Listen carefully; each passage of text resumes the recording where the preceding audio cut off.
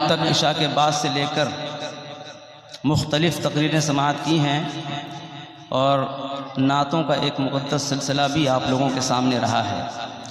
مجھ سے پیشتر ایک بہترین نایاب بے مثال خطاب آپ لوگوں نے حضور مفتی صاحب قبلہ سے سماعت کرنے کا شرف حاصل کیا تھا، اور اس کے بعد آپ نے ایک بڑے شاہکار ترنم سے بڑے اچھے انداز میں بڑی مقدس نعتیں بھی سماعت کی ہیں۔ شاہکار ترنم حضرت شمبیل اختر صاحب قبلہ، اظہر صاحب نقابت میں مشہور ہیں، ان کے بارے میں کیا کہا جائے۔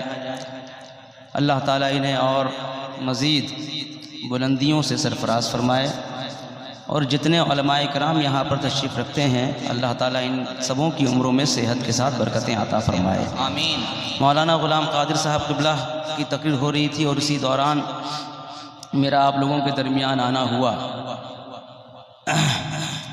اس علاقے میں پہلی بار آیا ہوں آپ لوگوں کے سامنے، اور جن لوگوں نے مجھے مدعو کیا ہے شکر گزار ہوں ان کا کہ مجھے آپ لوگوں کے ذریعے حضور سرکار نعمت ملت کی بارگاہ میں اپنی غلامی کا ثبوت دینے کا آپ نے موقع فراہم کیا ہے۔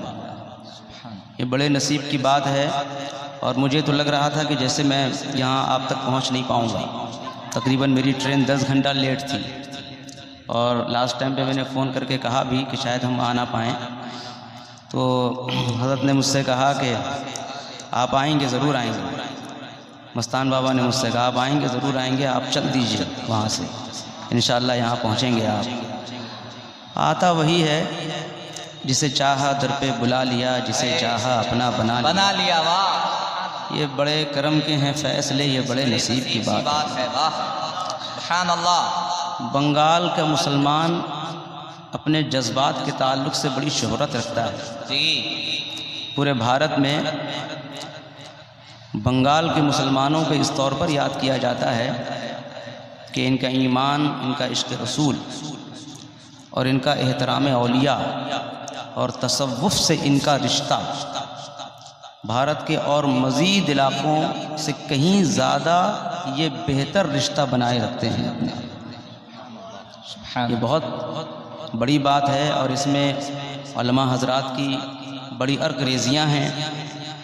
آج کے اس خطاب میں ہم چاہتے ہیں کہ ہم آپ لوگوں کے دامن میں، دل میں، جگر میں، آپ کے وجدان میں، آپ کے اندروں میں، آپ کے ضمیر میں کچھ ایسی باتیں رکھ کر جانے کی کوشش کروں جو آپ کو یاد رہیں، جس پر آپ اور ہم سب مل کر غور و فکر کرنے کے بعد کوششیں کر سکیں۔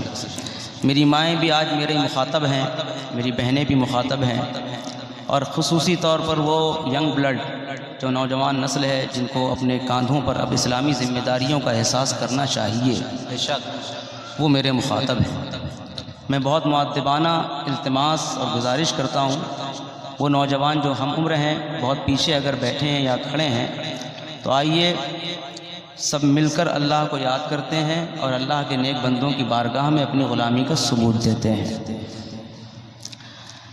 آئیے سب مل جائیں، ایک بار مل کر سرکار دو عالم صلی اللہ علیہ وسلم کی بارگاہ میں ہدیہ درود پیش کر لیجئے۔ اللہم صلی علی سیدنا و شفیعنا و حبیبنا و مولانا محمد مبارک وسلم، صلاۃ و سلام علیک یا رسول اللہ صلی اللہ تعالی علیہ وسلم۔ آج کا یہ عرس حضور سرکار نعمت ملت کی بارگاہ میں شکریہ ادا کرنا ہے۔ حضرت علامہ عبدالستار صاحب قبلہ اور حضور محسن ملت، ان تمام اولیاء اللہ کا تذکرہ، نیک بندوں کا تذکرہ میں بہت دنوں سے سنتا آ رہا ہوں اپنے والد گرامی کی زبان سے۔ جب بھی تذکرہ کرتے ہیں بنگال کا، اڑیسہ کا، تو ان حضرات کا تذکرہ ضرور کرتے ہیں، اور ان کے انداز میں بڑا جذبہ ہوتا ہے، بڑی جذباتیت ہوتی ہے۔ میں نے ان سے پوچھا کہ آپ اتنا ذکر ان کا کیوں کرتے ہیں؟ انہوں نے کہا آپ تم نہیں جانتے ان کی خدمات کتنی ہیں۔ ہم نے کہا کتنی خدمات ہیں؟ انہوں نے کہا بے پناہ خدمات ہیں، قیامت تک کے لیے ناقابل فراموش خدمات ہیں، ان کو کوئی بھلا نہیں سکتا ان کی خدمات کی بنیاد پر۔ ہم نے کہا ویسے ہی جیسے بھارت میں جب ہم تاریخ اٹھا کر دیکھتے ہیں تو کسی بھی نبی کی جلوہ گری کا اندازہ ہم یہاں لگا نہیں سکتے۔ یہ پورا علاقہ جو ایشیا کا ہے، بنگال سے مکہ کی دوری تقریباً 7000 کلومیٹر ہے۔ اس تمام علاقوں میں آپ کبھی پڑھیے گا، آپ بھارت کی سب سے پہلی کتاب جو تاریخ پر لکھی گئی وہ کتاب الہند ہے جو البیرونی نے لکھی۔ اس سے لے کر تاریخ فرشتہ تک کسی بھی کتاب میں آپ یہ نہیں دکھا پائیں گے کہ کسی نبی کی جلوگری یہاں پر ہوئی ہو، یہاں کوئی نبی آئے ہو، یہاں کوئی رسول تشریف لائے ہو۔ بھارت کے پورے علاقے میں، ایشیا کے پورے علاقے میں، بر اعظم کا یہ خطہ آپ کو کتابوں کے ذریعے خالی نظر آئے گا۔ کتابیں خاموش ہیں یہ بتانے کے لیے کہ بنگال میں کوئی نبی آیا تھا اور اس نے آپ کو اسلام کا کلمہ پڑھایا ہوگا۔ کتابیں کچھ بھی کہنے کے لیے تیار نہیں ہیں کہ یو پی میں کوئی رسول جلوہ گر ہوئے تھے اور انہوں نے اللہ کی بات آپ کو بتائی تھی۔ اس کے باوجود مجھے بڑا تعجب ہوتا ہے کہ ایسے علاقے میں جہاں پر تقریباً 33 کروڑ بتوں کی پرستش کرنے والے لوگ رہتے ہوں، وہاں پر آج لا الہ الا اللہ کہنے والے لوگ ہر جگہ پائے جاتے ہیں۔ مجھے بہت تعجب میں ڈال دیتا ہے کہ میں جب پوچھتا ہوں کہ آپ یہاں پر نبی کو نہیں پاتے، رسول کی جلوہ گری نہیں پاتے، آئے ہوں گے اس میں کوئی شک نہیں ہے۔ رسولان نظام رسالت، جب تک رسالت نہ ہوگی توحید کا تصور مقبول نہیں ہوگا۔ رسالت کے بغیر توحید کا تصور پایا ہی نہیں جا سکتا۔ نبی آئے ہوں گے، تاریخ لیکن خاموش ہے، بڑی پرانی بات ہے۔ یا تو ان کا دین بدل دیا گیا یا تو ان کی کتابیں بھلا دی گئی، لیکن اس کے باوجود بھارت کا کوئی علاقہ، کوئی خطہ، کوئی گاؤں، کوئی سرزمین آپ کو نہیں ملے گی جہاں پر مسلمان نہ پائے جاتے ہوں، رسول اللہ کا کلمہ پڑھنے والے لوگ نہ پائے جاتے ہوں۔ آپ کہیں گے حماد میاں ابھی آپ نے کہا یہاں نبی کی جلوہ گری نہیں ہوئی، رسول کی جلوہ گری نہیں ہوئی، نبی کی آمد کا یہاں پتہ نہیں چلتا، رسول کی جلوہ گری کا یہاں آمد کا پتہ نہیں چلتا، تو پھر مجھے بتائیے یہاں اسلام کی بات کیسے ہو رہی ہے، مسجد کی بات کیسے ہو رہی ہے، رسول کی بات کیسے ہو رہی ہے، تصور توحید کا تذکرہ کیسے ہو رہا ہے، میلاد کیسے منایا جا رہا ہے، شرافتوں کے تذکرے کیسے ہو رہے ہیں، اللہ کا ذکر کرنے والے لوگ یہ سب کہاں سے آئے، انہیں اسلام کی بات کس نے بتائی؟ تو میں ببانگے دہل پورے وثوق کے ساتھ کہنا چاہوں گا، بر اعظم یہ بھارت کے پورے خطے میں جتنے بھی لوگوں نے کلمہ پڑھا ہے نبی کے ذریعے نہیں ولی کے ذریعے پڑھا ہے، انہیں اولیاء اللہ نے اسلام دیا ہے۔ توحید ہمیں جو ملتا ہے ولایت کے ذریعے ملتا ہے، اسی لیے شاید ہم آج ان کے نام کا عرس مناتے ہیں، ان کے نام کی محفلیں سجاتے ہیں اور انہیں یاد کرتے ہیں۔ آپ کے ہاں اور ہمارے ہاں عرس کا مطلب محفل ہے، عرس کا مطلب فاتحہ ہے، ایصال ثواب ہے، لیکن ہم سمجھتے ہیں عرس کا ایک اور مطلب ہے اور وہ یہ ہے کہ ہم ایسے موقع پر ان کا شکریہ ادا کرتے ہیں۔ آپ ہمارے محسن تھے، آپ نے ہمیں اسلام دیا، دین کی باتیں بتائیں، قرآن کا تصور دیا، آپ نہ ہوتے ہمیں دین کون بتاتا، آپ نہ ہوتے ہمیں اسلام کی خبر کیسے ہوتی۔ آپ بہت دور دراز تک بھی چلے جائیں آپ کو اس بات کا اندازہ لگ جائے گا، بھارت خطے میں اولیاء اللہ کا ایک جم غفیر آپ کو مل جائے گا۔ دعا کیجئے کہ اللہ تعالی ہمیں شاہ نعمت ملت کے صدقے طفیل مسلک اعلیٰ حضرت پر گامزن رہنے کی توفیق عطا فرمائے۔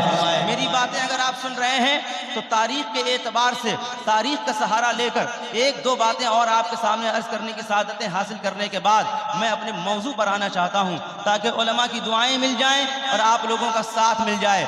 میرے ساتھ شرکت کر لیجئے اور سبھی حضرات جذباتیت کے ساتھ رسول کی بارگاہ میں اپنی حاضری کا ثبوت دیتے ہوئے دعا کر لیں، اے اللہ ہم تمام لوگوں کی دعائیں فلسطین کے مظلوم مسلمانوں کے حق میں قبول و مقبول فرما۔ بریلی شریف میں بالخصوص بھارت میں جہاں کہیں بھی مسلمان بستے ہوں، اہل ایمان بستے ہوں، پروردگار سبھوں کو دشمنوں کی دشمنی سے محفوظ و معمون فرما۔ تقریباً 1191 اور 1192 میں دو جنگوں کا تذکرہ ہمیں ملتا ہے بھارت کی تاریخ میں۔ جن لڑکوں نے ہائی اسکول وغیرہ پڑھا ہے وہ اچھی طرح اس بات کو جانتے ہیں، یا جو تھوڑی بہت بھی جنرل نالج کا علم رکھتے ہیں وہ اس بات کو اچھی طرح جانتے ہیں۔ ان دو لڑائیوں کا نام ہے ترائن کی لڑائی، ترائن کا یدھ کہا جاتا ہے، وار آف ترائن کہا جاتا ہے۔ ترائن ہریانہ کا ایک علاقہ تھا جو دہلی سے تقریباً اس دور میں 60 کلومیٹر کی دوری پر تھا۔ یہاں پر ایک مشہور جنگ ہوئی جو 2 سال لگاتار ہوئی۔ اس مشہور جنگ کا نام ترائن ہے۔ اس مشہور جنگ کے آس پاس ہمیں دو لوگوں کا تذکرہ ملتا ہے، ان میں سے ایک ہے شہاب الدین غوری، یہ غور سے آئے تھے، افغانستان غور کا صوبہ تھا، بھارت تشریف لائے تھے۔ ان میں سے ان کا مقابلہ ہوا تھا پرتھوی راج چوہان چوہان سے ان دونوں کا مقابلہ 2 بار ہوا۔ تاریخی اعتبار سے بڑی نالج کی بات آپ تک پہنچا رہا ہوں تاکہ آپ کو معلوم ہو سکے کہ ولایت کیا ہے، ولیوں کا احسان کیا ہے، ولیوں کا تذکرہ کیوں کرنا چاہیے، ولیوں کی باتیں کیوں کرنا چاہیے، ولایت میں اللہ نے کتنی فضیلتیں عطا کی ہیں، ولایت کی دعائیں کتنی مقبول ترین ہوتی ہیں، اور اللہ تبارک و تعالیٰ کے نزدیک ولایت شے کیا ہے یہ بات شاید آپ کو معلوم ہو جائے۔ شہاب الدین غوری ایک بادشاہ کا نام ہے، لیکن بڑا حساس بادشاہ گزرا ہے۔ بڑی دولت رکھنے کے بعد بھی اسلام کے متعلق سوچا کرتا تھا، بہت روپیہ ہونے کے باوجود رات میں تہجد گزاری کیا کرتا تھا، حکومت ہونے کے باوجود اس میں ایک عجیب سی سادگی نظر آتی ہے تاریخ میں۔ شہاب الدین غوری وہاں سے چلا، پہلی لڑائی 1191 میں ہوئی، پرتھوی راج چوہان سے شہاب الدین غوری ہار گیا۔ ہارنے کے بعد لوگوں نے کہا شہاب الدین بڑی کم فوج لے کر گئے تھے، تم ہار گئے، کیا دوبارہ تم کھڑے ہو پاؤ گے؟ اس طرح کا مزاج اس دور کے لوگوں میں ہوا کرتا تھا۔ آج ہمارے ہاں یہ مزاج خال خال نظر آتا ہے۔ ابھی آپ جلسے سے اٹھ کر اپنے گھر جائیں گے، ذمہ داریاں آپ کی ختم ہو چکی ہوں گی۔ ابھی آپ یہاں سے اٹھ کر راہ شاہراہ پر جائیں گے، اب اللہ کی بات سننے کی ذمہ داریاں آپ کی جا چکی ہوں گی۔ مسلمانوں کا مزاج بہت بدلا بدلا سا نظر آ رہا ہے۔ میں تو نوجوان نسلوں کو دیکھتا ہوں، ہفتے میں ایک دن جب یہ جمعے کی نماز پڑھنے کے لیے جاتے ہیں تو جمعے کی نماز کے بعد سیڑھیوں سے اترتے ہوئے اپنی ٹوپیاں جیب میں رکھتے ہیں، امام صاحب اب اگلے ہفتے ملاقات ہوگی۔ ہمیں اور آپ کے ہاں کچھ ایسی ہی لاپرواہیوں کا سامنا ہم کر رہے ہیں اور آپ کر رہے ہیں۔ میں نوجوان نسلوں سے کہنا چاہتا ہوں، کیا آپ کی ذمہ داریاں ختم ہو سکتی ہیں کبھی؟ کیا آپ نے ابھی ذمہ داریاں نبھانی بھی شروع کی ہیں؟ کیا ابھی آپ نے کام کا آغاز بھی کیا ہے؟ کیا امت مسلمہ میں معاشرتی طور پر، مشربی طور پر، مسلکی طور پر، معیشی طور پر کیا کام کی ضرورت نہیں رہی ہے؟ کیا سارا کام آپ کر چکے ہیں؟ کیا ایک جلسہ کافی ہوا کرتا ہے؟ کیا ایک عرس کافی ہوا کرتا ہے؟ آپ کا جذبہ آپ سے کہتا ہوگا ہم آئے ہیں تقریر سن کر چلے جائیں گے، اب کبھی کبھی ملاقات ہوگی، کبھی کبھی دین کی خدمت ہوگی، لیکن آپ کے یہاں یہ جذبہ ہوگا، آپ کے یہاں یہ سوچ ہوگی، آپ نے سوچا ہوگا کہ شاید کام ختم ہو چکا ہے، لیکن میں نے شہاب الدین غوری کو دیکھا، جنگیں ہار چکا ہے، لاشیں اس کے سامنے پڑی ہوئی ہیں، کئی مہینے گزر گئے۔ ایک صاحب نے کہا شہاب الدین اب کیا کرنا ہے؟ کہا تیاری کرنی ہے۔ کہا کس بات کی تیاری؟ کہا پرتھوی راج چوہان سے لڑائی کی تیاری، مقابلے کی تیاری۔ کہا ایک بار ہار چکے ہو دوبارہ تیاری کرو گے؟ کہا ہم دوبارہ تیاری کریں گے۔ کہا کس امید کے ساتھ کرو گے؟ کہا امیدیں بہت ہیں، میں آپ کو بعد میں بتاؤں گا۔ کہا شہاب الدین بڑے عجیب سے لگ رہے ہو، یہ کرتا تم نے وہی پہن رکھا ہے جس کرتے پہ تم لڑائی کر رہے تھے۔ تاریخ اسلام آپ کے سامنے یہ بات رکھتی ہے، شہاب الدین غوری جس جنگ میں ہارا اور جس جنگ میں اس کرتے پر اس کے خون کے نشان لگے، وہ کرتا دوبارہ اس نے دھویا نہیں، کبھی کبھی نہیں، ہر روز وہ کرتا پہن پہن کر خود کو دیکھا کرتا تھا۔ ایک شخص نے پوچھا شہاب الدین کرتا میلا ہو چکا ہے، خون کے دھبے ہیں، اتار دو دوسرا پہن لو۔ شہاب الدین نے کہا نہیں پہنتا۔ کہا کیوں نہیں پہنتے؟ کہا اس لیے نہیں پہنتا کیونکہ جب جب اپنے کرتے پہ لگے خون کے نشان دیکھتا ہوں تب تک مجھے یاد آتا ہے کام ابھی باقی ہے، ختم نہیں ہوا۔ ایک بادشاہ آپ سے کیا بتانا چاہتا ہے، ایک بادشاہ آپ سے کیا کہنا چاہتا ہے، اتنی مصروفیت کے بعد بھی اسلام کی خدمت کا یہ جذبہ آپ سے کچھ کہنا چاہتا ہے۔ شہاب الدین نے کہا یہ کرتا میں اسی لیے نہیں اتارتا، اور اس کے بعد جب تہجد پڑھنے کے لیے بیٹھتا شب بیداری میں اللہ سے دعا کرتا، اے اللہ ایک بار ہار چکا ہوں، دوسری بار ہارنے کی ہمت نہیں ہے۔ میں گھر بیٹھتا، اگر بات میری ہوتی لیکن بات تیرے وقار کی ہے، تیرے دین کی ہے، تیرے مذہب کی ہے، تیرے تہذیب کی ہے، کفر اور ایمان کے درمیان کی لڑائی ہے، نفرت اور محبت کے درمیان کی لڑائی ہے، میں چلا جاتا۔ بات اگر بیٹوں کی ہوتی، بات عزت کی ہے، بات غیرت کی ہے، بات ایمان کی ہے، بات عشق رسول کی ہے، بات مذہب کی ہے، اب تو طے کر لیا ہے، گردن کٹتی ہے تو کٹ جائے، پیچھے ہٹنے کے لیے ہم تیار نہیں ہوں گے۔ شہاب الدین غوری یہ دعائیں روز کیا کرتا تھا۔ ایک دن کی بات ہے، 1192 کا وقت ہے، پرتھوی راج چوہان سے دوسری جنگ ہوئی ترائن کی، جس میں مسلمان جیتے، لیکن جیتنے سے پہلے کی عجیب سی ایک کہانی آپ لوگوں کے سامنے رکھ رہا ہوں۔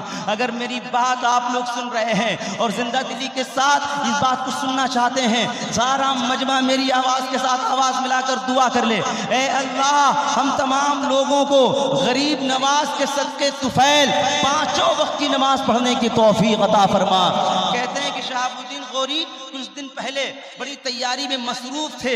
ایک دن انہوں نے نماز کے بعد دعا کی، اے اللہ وقت بہت قریب آ چکا ہے، دنیا دیکھ رہی ہے، ایمان اور اسلام کی بات ہے، کفر اور ایمان کی بات ہے، میں تو محنت کر رہا ہوں، باقی تیرا کام ہے۔ اے اللہ اس بار جتا دینا، اسلام کی تبلیغ کی جائے گی، اللہ کی بات کی جائے گی، تیری بات کی جائے گی، اونچ نیچ کے تصور کا قلعہ کما کیا جائے گا، انسانی مساوات کی بات ہوگی، برابری کی بات ہوگی، رسول اللہ کی بات ہوگی، عشق رسول کی بات ہوگی۔ اے اللہ توفیق دینا اس بار جیت جائیں۔ یہ سوچتے سوچتے شہاب الدین سو گئے، لیکن دل بے قرار تھا، ہلکی ہی سی نیند آئی تھی۔ اچانک وہ لکھتے ہیں، میں نے خواب میں دیکھا ایک بزرگ تشریف لائے ہیں، میں کھڑا ہو گیا، کھڑے ہونے کے بعد کہا آپ کہاں سے آئے ہیں؟ بزرگ نے فرمایا شہاب الدین پریشان لگ رہے ہو۔ میں نے کہا حضور کیا پریشانی کی بات نہیں ہے، اسلام کے متعلق کھڑا ہوں، اللہ کے رسول کے متعلق کھڑا ہوں، دین اسلام کے متعلق کھڑا ہوں، ایک بار ہار چکا ہوں، دوسری بار خوف زدہ ہوں، ڈر لگ رہا ہے، میرے پاس فوجیں اب بھی کم ہیں، روز دعائیں کرتا ہوں، آپ کون ہیں، کیا کرنے آئے ہیں؟ اس بزرگ نے جواب دیا شہاب الدین اللہ سے دعا کر لی۔ کہاں دعا کر لی؟ کہ سنو اب حملہ کرو، اللہ نے فتح تمہارے نصیب میں لکھ دی ہے۔ شہاب الدین نے کہا میں نے پہچانا نہیں، آپ کون ہیں؟ آپ کو کیسے خبر کہ اللہ نے فتح لکھ دی ہے؟ تو شہاب الدین غوری سے اس بزرگ نے جواب دیا، ان بزرگ کا نام سننے سے پہلے مجھے معلوم ہوتا ہے آپ جذبات میں آئیں گے اور اللہ کی بارگاہ میں اپنی بندگی کا اظہار ضرور کریں گے۔ اس بزرگ کا نام سننے سے پہلے بنگال والوں پھر سے دعا کر لو، اے اللہ ہم تمام لوگوں کو سنتوں کی پابندی کرنے کی توفیق عطا فرما۔ شہاب الدین غوری سے پوچھا حضور آپ کون؟ آپ کو میں نہیں جانتا۔ تو انہوں نے جواب دیا شہاب الدین دنیا تمہیں شہاب الدین کہتی ہے، مجھے معین الدین کہتی ہے۔ یہ کوئی اور نہیں تھے، یہ خواجہ غریب نواز ہند الولی تھے، عطائے رسول تھے۔ اتنا بڑا احسان ہے ان اولیاء اللہ کا جن کی بابت ہم تذکروں میں بیٹھتے ہیں اور اس کی محافل میں آتے ہیں اور اس کی محفلوں میں انہیں یاد کرتے ہیں۔ یاد کیجئے ان لوگوں کو۔ میرے والد ہمیشہ ایک بات یہ کہا کرتے تھے، یہ تینوں اولیاء کرام خصوصی طور پر حضور سرکار مجاہد ملت ان کے رہبر ہیں، ان کے رہنما ہیں، انہوں نے بڑی محنت کی ہے۔ ہم نے کہا کس حوالے سے محنت کی ہے، کیا بتایا جائے مسلمانوں کو؟ مسلمان تو ابھی بھی سراسیمگی کا اظہار کرتا ہوا نظر آ رہا ہے اولیاء اللہ کے تعلق سے۔ انہوں نے کہا بتائی جائے بات، ان سے یہ کہا جائے مجاہد ملت نے ایک مسلک کے لیے بڑی محنت کی ہے، بڑی مشقت کی ہے۔ بہت دولت ہونے کے باوجود انہوں نے بستر راحت چھوڑ دیا تھا، بہت روپیہ ہونے کے باوجود انہوں نے اپنا شہر چھوڑ دیا تھا۔ بھارت میں آج بھی جب بھی مجاہد کا تذکرہ کیا جاتا ہے تو لوگوں کے خیالوں میں مجاہد ملت کی تصویر سامنے آ جایا کرتی ہے۔ ہم نے کہا کہاں سے کہاں تک محنت کی ہے انہوں نے؟ کہا بھارت سے لے کر سعودی عرب تک محنت کی ہے، تھپڑ وہیں تو ان پر برسائے گئے تھے، زنجیروں سے وہیں تو انہیں کھینچا گیا تھا۔ سرکار مجاہد ملت نے مسلک اعلیٰ حضرت اہل سنت والجماعت کے نام پر، عشق رسول کے نام پر اپنی زندگی وقف کر دی تھی اور ان کے خلفاء بھی اسی پر گامزن رہے۔ میں نے پوچھا حضور مولانا عبدالستار صاحب قبلہ، حضور محسن ملت صاحب قبلہ، حضور نعمت ملت صاحب قبلہ اتنی محنت کیوں کرتے ہیں مسلک اعلیٰ حضرت کے نام پر؟ کیا ہے مسلک اعلیٰ حضرت؟ کیا ہے اہل سنت والجماعت؟ بھائی بھائی جدا ہو رہے ہیں، بھائی بھائی الگ ہو رہے ہیں، محلہ محلہ الگ ہو رہا ہے، باپ بیٹے سے نفرت کرنے لگا ہے۔ آپ مسلک کے نام پر آپ کو اتحاد کی بات کرنی چاہیے، آپ اختلاف کی بات کر رہے ہیں۔ حضور مسلک اعلیٰ حضرت میں ایسا کیا ہے، اس کی افضلیت میں ایسا کیا ہے، اس کی فضیلت میں ایسا کیا ہے؟ آج بھی آپ کے درمیان کے جو عقلاء ہیں، جو پڑھے لکھے لوگ ہیں، وہ اس درد کا اظہار کرتے ہوئے نظر آئیں گے۔ مولانا حماد صاحب کیا آپ کو اس بات کی فکر نہیں ہے کہ امت مسلمہ کو ایک ہو جانا چاہیے، متحد ہونا چاہیے، ایک ساتھ کھڑا ہونا چاہیے، تصور کی بنیاد پر، عقیدے کی بنیاد پر، عشق رسول کی بنیاد پر؟ ہم کہتے ہیں ہاں بے شک آپ کی باتیں درست ہیں، اتحاد ہونا چاہیے، ایک دوسرے کو مل جانا چاہیے، ایک دوسرے کو الگ الگ نہیں ہونا چاہیے۔ نفرتیں ہمارے درمیان کیا کر رہی ہیں؟ اختلاف ہمارے درمیان کیا کر رہا ہے؟ انتشار ہمارے درمیان کیا کر رہا ہے؟ میں نے پوچھا ان تینوں بزرگوں سے، حضور اتنی محنت آپ نے بنگال کے علاقوں میں کی، اڑیسہ کے علاقوں میں کی، آخر اس کے پیچھے وجہ کیا ہے؟ تو ان تینوں بزرگوں کی روحانیت نے جواب دیا، میاں حماد تاریخ پڑھی ہے؟ میں نے کہا ہاں پڑھی ہے۔ کیا پڑھا ہے اس میں تم نے؟ ہم نے کہا حضور تاریخ اسلام میں جب بھی ہم فرقہ پرستی کا تذکرہ دیکھتے ہیں تو اس کی شروعات ابن سبا سے دیکھتے ہیں۔ کہا اور آگے بتاؤ کیا کیا تم نے دیکھا ہے؟ میں نے کہا میں نے دیکھا مسلمانوں کو بٹتے ہوئے حضرت مولا علی کے زمانے میں، حضرت امیر معاویہ کے زمانے میں، میں نے دیکھا مسلمانوں کو بڑھتے ہوئے حضرت عثمان غنی کے زمانے میں، اور اس کے بعد سے مسلمان بڑھتا ہی بڑھتا چلا گیا۔ کہا کیوں؟ کون سی بنیادیں تھیں جن کی بنیاد پر مسلمان فرقہ بناتا ہوا، فرقوں میں بڑھتا ہوا نظر آیا اور ایک دوسرے سے نفرت کرتا ہوا نظر آیا؟ میں نے کہا حضور ایک بنیاد تھی صحابیت، ایک بنیاد تھی اہل بیت کی محبت۔ کہا کیا ہوتا ہے اس میں؟ کہا ہم نے دیکھا ہے اس زمانے میں باضابطہ موڈیفائڈ ہو کر دو فرقے عالمی طور پر نظر آتے ہیں، ایک رافضیت ہے اور ایک وہابیت ہے۔ یہ موڈیفائڈ شکل ہے خارجیت کی، اور رافضیت ابن سبا کے تصور کا ایک ملا جلا عجیب سا مزاج ہے جسے رافضیت کہا جاتا ہے۔ کہ ان دونوں میں کیا ہوا تھا؟ بنگال والوں ایک اہم بات آپ کے سامنے آج کر کے جانا چاہتا ہوں، اگر بغور سن رہے ہیں زندہ دلی کا ثبوت دے دیجئے، میں اپنی ماں کو بھی متوجہ کرنا چاہتا ہوں۔ سنیے کہاں سے نفرتوں کا آغاز ہوتا ہے اور مسلک اعلیٰ حضرت کی ضرورت کیا ہے، مسلک اعلیٰ حضرت ہمارے لیے کتنا ضروری ہے۔ ہم نے کہا ایسا کیا ہے مسلک میں جو اس کے لیے اتنی محنت کی جائے؟ کہ مسلمان بڑھ رہا ہے، انہیں اکٹھا کرنا ہے۔ ہم نے کہا حضور یہ اکٹھا کیسے ہو پائیں گے مسلک کے نام پر؟ کہ اکٹھا ہو جائیں گے۔ کہ کیسے؟ کہ سنو، وہابیت بنی اہل بیت کی نفرت میں، شیعیت بنی صحابہ کی نفرت میں، دونوں نے الگ الگ اسٹیج بنائے۔ ایک نے کہا ہمارے ہاں صحابہ کا تذکرہ نہیں ہوگا، ایک نے کہا ہمارے ہاں حسین کا تذکرہ نہیں ہوگا، ایک نے کہا حضرت ابو بکر حق پر تھے، عمر حق پر تھے، عثمان حق پر تھے، مولا علی سے خطا ہوئی، حسین ابن علی سے خطا ہوئی۔ دوسرے نے کہا نہیں مولا علی حق پر تھے، خطا ابو بکر سے ہوئی، عمر سے ہوئی، عثمان سے ہوئی۔ اس طرح دو نظریات پوری دنیا میں نظر آئیں گے، اور ان لوگوں نے آپس میں فیصلے کر لیے۔ مولا علی دشمن تھے ابو بکر کے، ابو بکر دشمن تھے مولا علی کے۔ یہ دونوں کے درمیان ایک کتاب، ایک دیوار سی کھڑی کرنے کی کوشش کی تھی۔ لوگوں مسلک اعلیٰ حضرت کے دامن میں آؤ، واحد یہی مسلک ہے جو ببانگ دہل کہتا ہے ہمارے ہاں آؤ، ہم ابو بکر کو صدیق کہتے ہیں، علی کو مولا بھی کہتے ہیں۔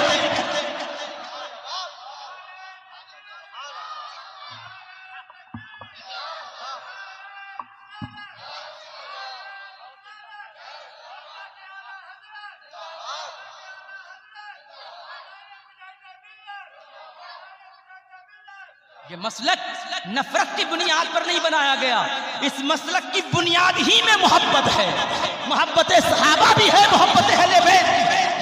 یہ مسلک بغض کی بنیاد پر نہیں ہے۔ یہ بات تو آپ اندازہ لگائیے گا کبھی کہ مسلک اعلیٰ حضرت ہمارے اور آپ کے لیے اور اس دور کے مسلمانوں کے لیے کتنا ضروری ہے۔ بنگال والوں آپ کو سلام کرتا ہوں کہ آپ ابھی بھی اس پر گامزن ہیں، اس کی رسی کو مضبوطی سے تھامے رکھیے، اور اگر چاہتے ہیں کہ میری گفتگو آگے ہو تو ایک بار آپ تمامی حضرات زندہ دلی کا ثبوت دے کر کہہ دیں یا رسول اللہ۔ سنیں گے گفتگو، اور جو کھڑے ہیں وہ سوچ رہے ہیں کب نکل جائیں، ہر دائیں بائیں راستہ مل جائے۔ آئیے بیٹھ جائیے۔ یہ رسول اللہ نے اس محفل کو جنت کی کیاری کہا ہے۔ اگر چاہتے ہیں کہ جنت کی کیاری مل جائے، آئے بیٹھ جائیں، تشریف لے آئیں۔ اور میں کون ہوتا ہوں بلانے والا؟ آپ کو اللہ بلائے گا تو آپ لوگ چلے آئیں گے انشاءاللہ۔ اللہ تعالیٰ آپ تمام لوگوں کی حاضری کو اولیاء اللہ کی بارگاہ میں قبول و مقبول فرمائے۔ اولیاء کی بڑی عظمتیں ہیں، بڑی نعمتیں ہیں۔ قرآن میں اللہ تبارک و تعالیٰ نے سورہ کہف میں ایک جگہ ارشاد فرمایا، یہیں سے میں اپنی گفتگو شروع کر رہا ہوں اپنے ٹاپک پر۔ وہ 3 تھے، چوتھا ان کا کتا ہے۔ وہ 5 تھے، چھٹا ان کا کتا ہے۔ وہ 6 تھے، 7واں ان کا کتا ہے۔ آپ کہیں گے مولانا حماد بڑی دور دراز سے سفر کر کے یہاں کتے کا ذکر کرنے کے لیے آئے ہو؟ اتنا بڑا جلسہ ہم لوگوں نے اسی لیے کیا تاکہ کتے کی بات کی جائے. مجھے سمجھ میں نہیں آیا اتنے بڑے جلسے میں خرچ کرنے کے بعد کتوں کا تذکرہ کون کرتا ہے؟ کتوں کی باتیں کون کرتا ہے؟ کتوں کی باتیں کون سنتا ہے؟ کیا کتے بھی قابل ذکر ہوتے ہیں؟ کتوں کو تو گلیوں سے بھگا دیا جاتا ہے, کتوں کو تو دروازے سے بھگا دیا جاتا ہے. آپ کتے کا تذکرہ کر رہے ہیں, آپ کتے کی بات کر رہے ہیں. میں کہوں گا نہیں نہیں, کتے کی بات میں نہیں کر رہا ہوں, کتے کی بات اللہ قرآن میں کر رہا ہے. آپ کہیں گے کون سی بات ہے بھائی؟ قرآن میں ہم نے سنا, نماز کا تذکرہ سنا تھا, روزے کا تذکرہ سنا تھا, حج کا تذکرہ سنا تھا, عبادت کا تذکرہ سنا تھا. قرآن میں کتے کا بھی تذکرہ ہے. کتے کا تذکرہ کس بحاف پر ہے ذرا مجھے بتا سکتے ہیں آپ؟ کیا کتا وہ دعوت دیتا تھا؟ کیا کتا وہ تبلیغ کرتا تھا؟ کیا کتا وہ نمازیں پڑھتا تھا؟ کیا کتا وہ سجدے کرتا تھا؟ کیا کتا وہ قیام میں کھڑا ہوتا تھا؟ کتے میں ایسا کیا تھا جس کی بنیاد پر تذکرہ ہے؟ ہم نے تو سنا دنیا سے کہ قرآن میں نماز کا تذکرہ ہے, حج کا تذکرہ ہے, تو قرآن میں اچھائی کا تذکرہ ہے. کتے کا تذکرہ ہے آپ یہ بتا رہے ہیں. کتے کا تذکرہ کیوں ہوگا بھائی قرآن میں؟ کیا کتا نماز پڑھتا ہے, سجدے کرتا ہے؟ ہم نے کہا نہیں نہیں, اللہ تبارک و تعالیٰ نے اس کتے کا تذکرہ عبادت, نماز پڑھنے کی بنیاد پر, تہجد پڑھنے کی بنیاد پر, دعوت دینے کی بنیاد پر نہیں کیا ہے. تو بتائیں کس وجہ سے کیا ہے؟ اللہ نے اس کتے کا تذکرہ فقط اس لیے قرآن میں کر دیا کیونکہ اس کتے کو اولیاء سے محبت ہو گئی. یہ بات دعوے کے ساتھ کہہ رہا ہوں, سنیں, اگر ایک کتے کو ولیوں سے محبت ہو جائے تو وہ قرآن کی آیت بن جائے. امت محمدیہ کے فرد کو اگر امت محمدیہ کے کسی ولی سے محبت ہو جائے, خدا کی قسم وہ قیامت کے دن شفاعت کا ذریعہ بن جائے. اولیاء اللہ سے محبت کیجئے, اس سے اپنے رشتے کو مضبوط سے مضبوط تر بنائیے. مجھے یاد ہے سلسلہ اہل بیت, نسب اہل بیت کے ایک بہت بڑے بزرگ ہیں, ان کا نام ہے علی بن موسیٰ رضا رضی اللہ تعالیٰ عنہ. یہ امام موسیٰ کاظم کے صاحبزادے ہیں. سرکار غوث اعظم رضی اللہ تعالیٰ عنہ کے ننیحال کی طرف سے آپ ان کے نانا لگیں گے, جد امجد لگیں گے. کہتے ہیں علی بن موسیٰ رضا رضی اللہ تعالیٰ عنہ کا زمانہ تھا. اس زمانے میں ایک بچہ تھا جس کی عمر تقریباً 6-7 سال تھی. اس بچے کے ماں باپ نصرانی تھے, عیسائی تھے. بچہ ایک لوتا تھا. ماں باپ نے ایک دن اپنے بچے کے متعلق گفتگو کی, آپس میں بات چیت کرنی شروع کی. یہ بچہ جو اب بڑا ہو رہا ہے, بڑا خوبصورت ہے, بڑا ذہین ہے, بڑا فتین ہے. ماں نے کہا کیا کرنا چاہتے ہیں اس کے تعلق سے آپ؟ تو باپ نے کہا اسے لے جاتے ہیں چرچ میں, پادری کے حوالے کرتے ہیں, بڑا عالم بناتے ہیں اسے نصرانیت کا, بڑا عالم بناتے ہیں اسے عیسائیت کا. اللہ تین ہے ایسا تصور یہ دے گا, روح القدس بھی خدا ہے ایسا تصور یہ دے گا, مریم بھی خدا ہے ایسا تصور یہ دے گا, حضرت عیسیٰ بھی خدا ہے, تثلیث پرست بنے گا, بہت بڑا عالم بنے گا, نصرانیت کا, عیسائیت کی تبلیغ کرتا ہوا نظر آئے گا, ساری دنیا میں جائے گا اور اپنے مذہب کی تبلیغ کرے گا, اسلام کے خلاف بات کرے گا, اللہ کو ایک نہیں کہے گا, اللہ کے ایک ہونے کی تردید کرتا ہوا نظر آئے گا. ایسا پڑھاؤں گا اسے, ایسے مدرسے میں پڑھاؤں گا اسے, ایسے اسکول میں سے پڑھاؤں گا. ایک ہی بچہ ہے, ماں باپ نصرانی اور عیسائی ہیں. میں ان کی گفتگو سننے کے بعد بہت تعجب میں ہوں.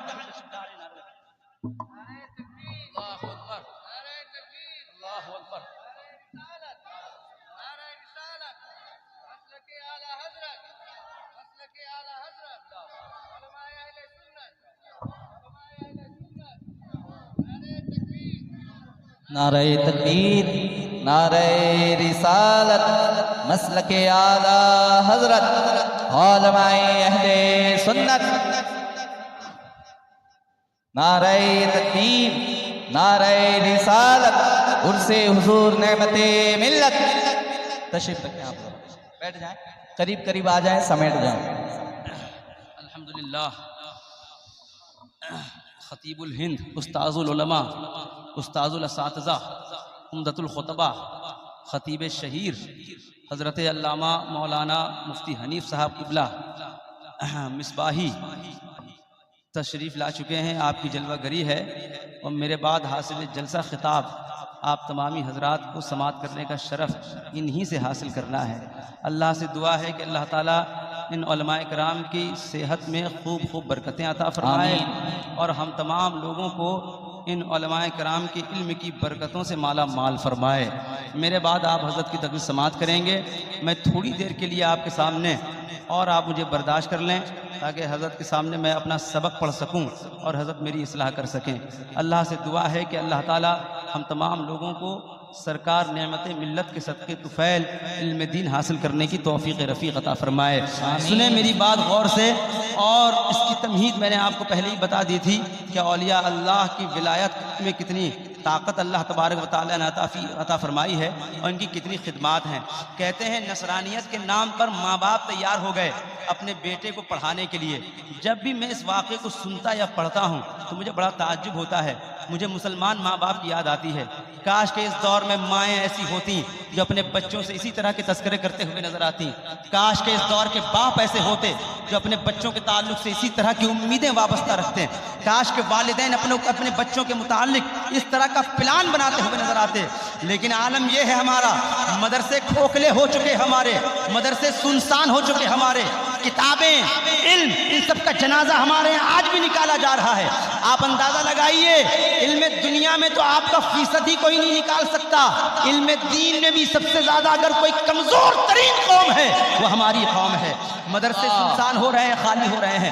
آپ نے اور ہم نے علم دین کی جستجو، علم دین کا شغف، علم دین کا شوق کم سے کم ترین ہوتا چلا جا رہا ہے۔ وہ کون لوگ تھے، کیسے لوگ تھے جو اپنے بچوں کو اپنے مذہب کے لیے تیار کرتے تھے؟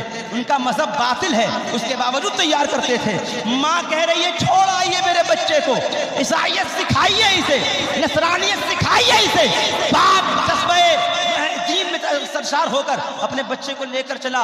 پادری صاحب یہ میرا بیٹا ہے، اس کا نام فلاں ہے، آپ کی بارگاہ میں لے کر آیا ہوں۔ کیا کرنے کے لیے لے کر آئے ہو؟ آپ اسے پڑھائیے، اسے لکھائیے، میری طرف سے میں نے اپنے مذہب کے نام پر اسے ہبہ کر دیا۔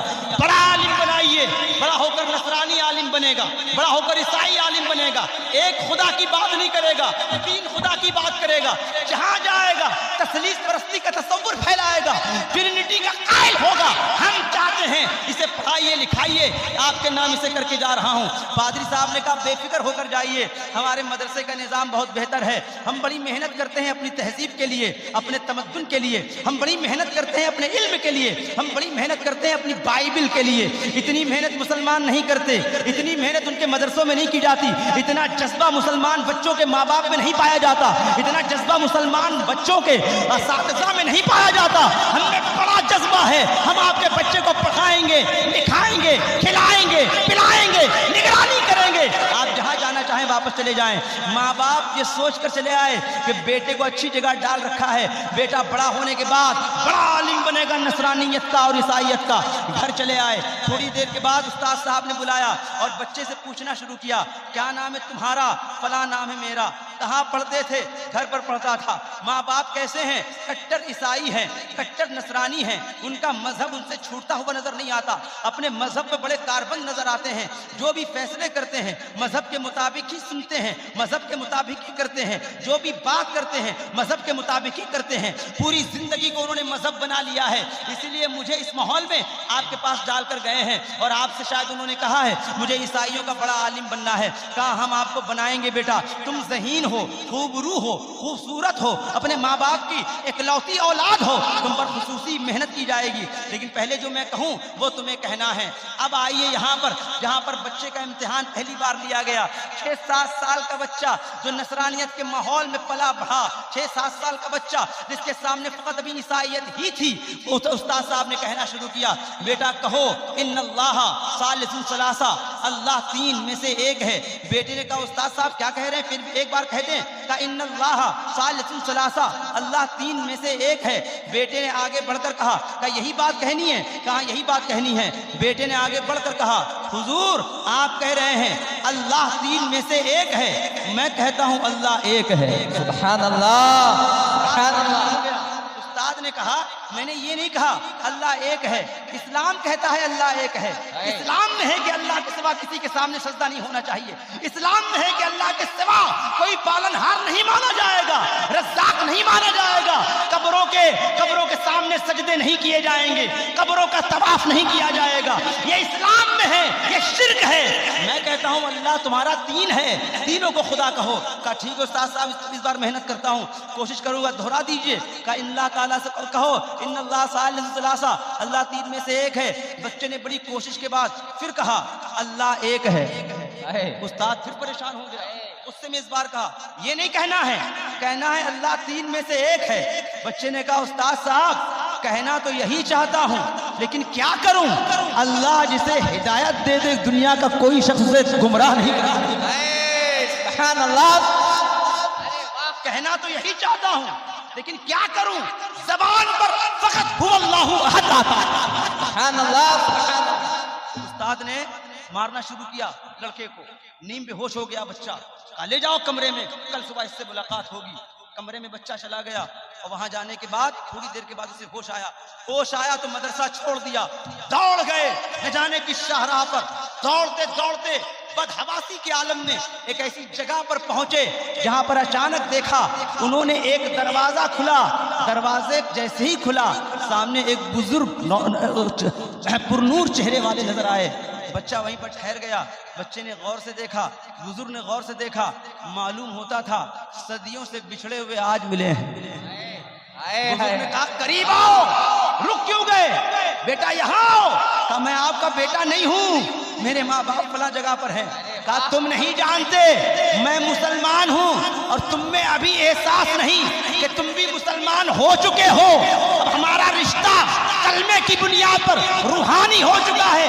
ہاتھ بڑھاؤ, وہی کلمہ میں پڑھاتا ہوں جو کلمہ اللہ تم سے پڑھانا چاہتا ہے. سبحان اللہ, سبحان اللہ. نعرہ تکبیر, نعرہ رسالت, عرس حضور نعمت ملت, مفتی حماد انور صاحب قبلہ. نعرہ رسالت. ولایت کے قریب ہو جائیے, ولیوں سے اپنے رشتے کو مضبوط سے مضبوط کر بنائیے. ولایت خدا کی قسم اللہ کے نزدیک صرف اللہ کی بارگاہ میں ایک طرف کا رشتہ نہیں, دوہرا رشتہ ہے. بندہ اگر نوافل کی کثرت کر لے, متقی ہو جائے تو اللہ کا ولی اللہ کا ولی ہو جاتا ہے. فقط اتنا ہی نہیں, اللہ فرماتا ہے میں اس کا بھی ولی ہو جاتا ہوں. دوہرا رشتہ ہے. بندے کا ولی خدا ہوتا ہے, خدا خود ولی بندے کا ہوتا ہے. کہتے ہیں ولایت شے یہ ہے. کہتے ہیں کہ وہ نظریں ملی اور اس کے بعد کلمہ پڑھ لیا. کہا حضور اب گھر جاؤں. کہا ہاں ماں باپ کے پاس جاؤ. ماں باپ کفر پر ہیں. بیٹا گھر گیا, پہنچنے کے بعد ماں باپ نے پوچھا کیا ہوا. رنگت نظر آ رہی, الگ نظر آ رہی ہے, مزاج الگ نظر آ رہا ہے, ماحول الگ نظر آ رہا ہے, انداز الگ نظر آ رہا ہے. کہا امی ابا اب مجھے اس ماحول سے بہت گھٹن سی محسوس ہونے لگی ہے. میں آپ کی عیسائیت سے تھک گیا ہوں. میں نے کالوں کو مار کھاتے ہوئے دیکھا ہے, گوروں کے ہاتھ میں. میں نے چرچ میں لوگوں کو بدتمیزی کرتے ہوئے دیکھا ہے. میں نے عجیب سا ماحول آپ کے مذہب میں, آپ کی تہذیب میں دیکھا ہے. جسم کی پرستش کرنے والے لوگوں کی تعداد آپ کے یہاں زیادہ ہے. تھک چکا ہوں آپ کے اس تعفن بھرے ماحول سے. میں نے اسلام کا کلمہ پڑھ لیا ہے. میرے سینے میں بھی محمد عربی کے عشق کی خوشبو آنے لگی ہے. میں بھی ان کا غلام ہو چکا ہوں. سبحان اللہ, سبحان اللہ, زندہ باد. ماں باپ ناراض ہو گئے, ماں باپ نے مارنا پیٹنا شروع کیا. اب یہیں پر ایک پیغام بھی آپ کو دیتا جاؤں. جب حالات ایسے آ جائیں اور بات ایمان پر پڑ جائے, اب تو لوگ خود اتنے بڑے نیتا ہو جاتے ہیں جو خود جا کر اپنا ایمان برباد کر لیتے ہیں. ہم نے دیکھا ہے ایسے موقعوں پر, سیاسی موقعوں پر ہر آدمی کو شرک کے سارے رسوم کو وہ اپنا لیتے ہیں فقط اس لیے تاکہ ان کا فوٹو بڑا بڑا آ جائے. مبارکباد دیتے ہوئے نظر آتے ہیں غیر مسلموں کے تہواروں کی یہ, اور پھر کہتے ہیں کہ آج کی مجبوری ہے, جمہوریت والا ماحول ہے. میں یہاں پر ایک بات بتانا چاہتا ہوں. بیٹا ایک لوتا ہے, ماں باپ نے پریشان کرنا شروع کیا. بیٹے نے طے کیا یہ نہیں کہ دین چھوڑ دوں گا گھر پر رہوں گا, طے یہ کیا گھر چھوڑ دوں گا دین پر رہوں گا. نکل گئے, واپس پہنچے انہی کے پاس. کہا حضور آپ کی بارگاہ میں پھر آ گیا. آپ میرے پیر, میں آپ کا مرید, میں آپ کا غلام, آپ میرے آقا. حضور مجھے اپنے پاس پناہ دے دیجئے. علی بن موسیٰ رضا رضی اللہ تعالی عنہ نے ان کو پناہ دے دی اور ایک مدرسے میں ایڈمیشن کرا دیا. مائیں سنیں غور سے، اپنے بچوں کو پڑھائیے لکھائیے، انہیں جاہل مت بنائیے، انہیں ان پڑھ مت بنائیے. آگے جا کر ان بچوں کی زندگیاں پوری طرح سے عجیب سی ہونے والی ہیں، جہاں پر فقط پڑوسیوں کو، دوستوں کو، ماں باپ کو، بھائی کو، بہنوں کو شکوہ ہی شکوہ رہ جائے گا، اس کے علاوہ اور کوئی شے باقی نہیں رہے گی. کہتے ہیں وہ مدرسے میں پڑھنے لگے، بہت بڑے عالم بن گئے. ان کے ایک استاد اور ہوئے، دنیا اس عظیم الشان روحانی استاد کو داؤد طائی کے نام سے جانتی ہے. داؤد طائی جانتے ہیں کون ہے؟ یہ حاتم طائی کے خاندان سے. بہت بڑے بزرگ داؤد طائی، تصوف کے بہت بڑے امام، جو ان کے شاگرد ہوئے، پڑھنے لگے ان سے. زمانہ گزرتا گیا، جوان ہو گئے. ایک دن اپنے استاد سے کہتے ہیں، عرض کرتے ہیں، بابا حضور میرے ماں باپ ابھی زندہ ہیں جیسا کہ مجھے خبر ملی ہے، لیکن کفر پر ہیں. لیکن کیا کروں، ماں باپ تو ماں باپ ہوتے ہیں، میرا ملنے کا ان سے بہت من کرتا ہے. زمانہ گزر گیا، اپنے ماں باپ کا چہرہ نہیں دیکھا ہے. اب تو وہ بوڑھے ہو چکے ہوں گے، میں جوان ہو چکا ہوں، نہ جانے کس سہارے رہا کرتے ہوں گے. کیا آپ اجازت دیتے ہیں؟ میں ایک بار اپنی ماں سے ملاقات کرنا چاہتا ہوں، ایک بار اپنے باپ سے ملاقات کرنا چاہتا ہوں. سنیوں، اپنے بچوں کو سنی بنا کر رکھو اور ان کے بیٹوں سے کہنا چاہوں گا، ماں باپ کی قدر و قیمت رکھو اور ان کی عزت کرو، ان کا حق ادا کرو. مائیں بڑی مشکل سے ملتی ہیں اور ان کی جو زندگیاں ہوتی ہیں، ایک بار یہ چلے جائیں دوبارہ ان سے آپ مل نہیں سکتے ہیں. ان کی ممتا ہمیشہ آپ کو ستائے گی. ان کے جانے کے بعد ماں کا کوئی بھی بدل نہیں ہے دنیا میں، باپ کی جگہ دنیا میں کوئی لے نہیں سکتا ہے. جو بوڑھے ہو چکے ہیں ان سے پوچھئے، یہ کبھی سوچتے ہوں گے اپنے ماں باپ کے بارے میں. زمانہ تھا باپ انگلی پکڑ کر عیدگاہ لے جاتا ہوگا، زمانہ تھا ماں پوچھتی ہوگی کھانا کھایا کہ نہیں کھایا. زمانہ ہے قبریں ان کی ڈھہ چکی ہیں. اب تو اتنے مصروف ہو چکے ہو کہ فاتحہ کے وقت ان کی قبر پر جانے کا بھی تمہیں ہو چکے ہیں. سنیں، وہ کہتے ہیں کہ میں ملنا چاہتا ہوں اپنے ماں باپ سے. داؤد طائی نے کہا اجازت ہے، جاؤ اپنے ماں باپ کو دیکھ لو. ادھر وہ نکلے اپنے ماں باپ سے ملاقات کرنے کے لیے، ادھر ماں باپ بڑھاپے میں دعا کر رہے تھے، میرا بیٹا چاہے جس مذہب پر ہو ایک بار میری ملاقات کرا. سبحان اللہ. ادھر ماں باپ دعا کر رہے ہیں، میرا بیٹا جس مذہب پر ہو ایک بار گلے لگانے کا موقع دے دے. ادھر بیٹا دعا کرتا جا رہا ہے، اللہ میں تو مومن ہوں، جنت جاؤں گا، میرے ماں باپ کفر پر ہیں، انہیں جہنم جاتے ہوئے نہیں دیکھ سکتا. اے اللہ تیرے نبی کا تجھے واسطہ، جیسے تو نے مجھے ایمان دیا ہے، میرے ماں باپ کو بھی ایمان عطا فرما. سبحان اللہ. بیٹا یہ دعا کر رہا ہے، ادھر ماں باپ دعا کر رہے ہیں بیٹے سے ملاقات کرا دے. اچانک راستے میں سوچتے انہیں ایک حدیث شریف یاد آ گئی کہ کاش کہ ایسا موقع ہوتا، رسول اللہ جلوہ گر ہوتے، میں انہی کی بارگاہ میں جاتا، ان سے دعا کراتا. جیسے ایک بار حضرت ابو ہریرہ سے رسول اللہ نے ارشاد فرمایا، ابو ہریرہ ابھی تک کھڑے ہو گھر نہیں گئے؟ کہا حضور کیا کریں گے گھر جا کر، ماں میری کفر پر ہے، گھر جاتے ہیں ہماری تہذیب کے خلاف بات کرتی ہے، میرے مزاج کے خلاف بات کرتی ہے، بڑا تعفن لگتا ہے مجھے اپنے گھر میں، اچھا نہیں لگتا. میری ماں ہے، محبت ضرور کرتا ہوں، لیکن بڑا عجیب سا لگتا ہے گھر جا کر. کیا کروں گا گھر جا کر؟ رسول اللہ نے ارشاد فرمایا کیا چاہتے ہو؟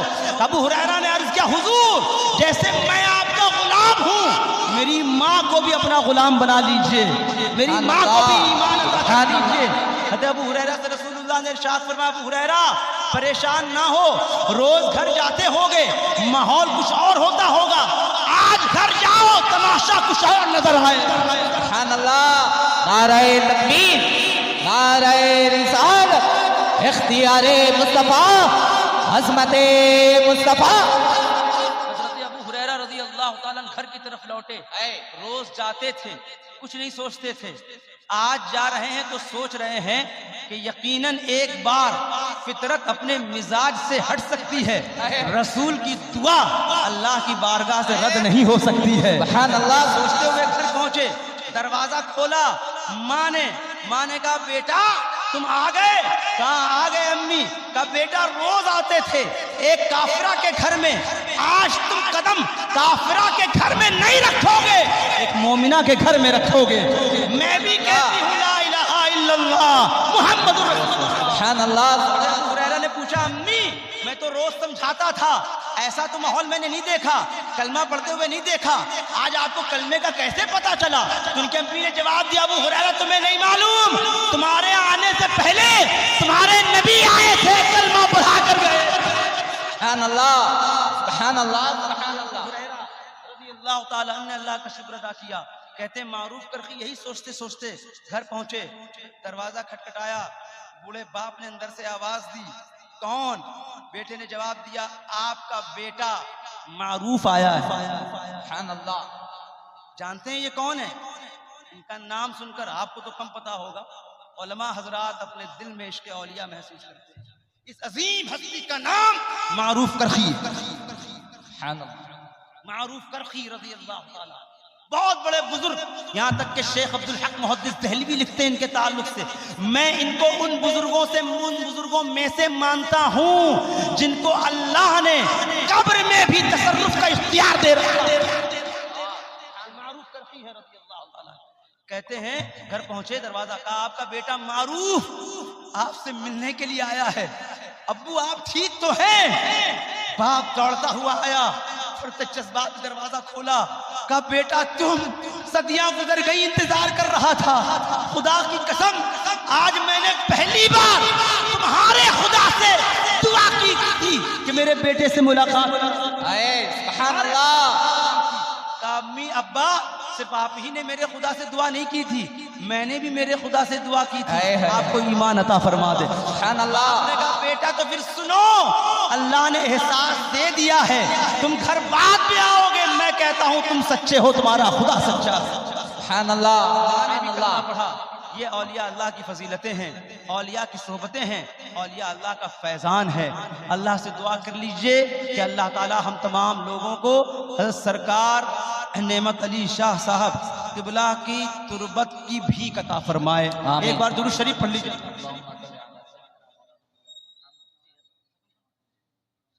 انشاءاللہ تعالی کبھی اور موقع ہوگا، گفتگو ہوگی، حضور تشریف ہیں، علامہ صاحب کی تقریر سنیں، میں بھی سنوں گا، اور دعا ہے اللہ تعالیٰ تمام علماء حضرات کی عمر میں برکتیں عطا فرمائے، مسلک اعلیٰ حضرت پر ہمیں جینے اور مر جانے کی توفیق عطا فرمائے۔ وما علینا الا البلاغ۔ السلام علیکم۔